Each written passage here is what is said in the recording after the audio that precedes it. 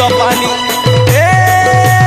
छयली मोर दादा के भल पे सुनाई थिली जानी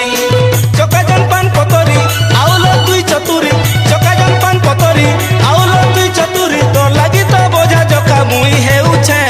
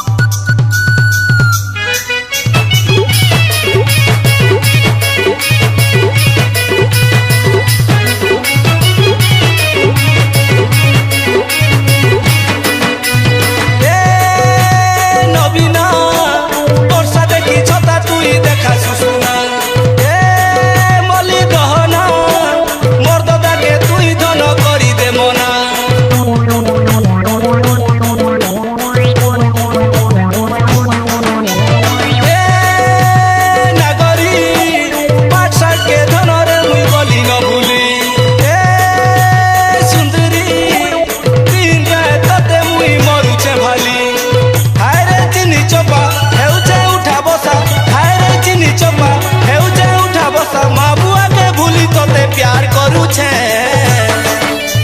जा जा रे रसिया पिला जा रे खुची जाना पते नुहे तो कदे फल पाऊ छे जा जा रे रसिया पिला जा रे खुची जाना पते नुहे तो कदे फल पाऊ छे तोर बुआ से डेली डेली मद पीऊ छे तोर बहन के फैंसी सामान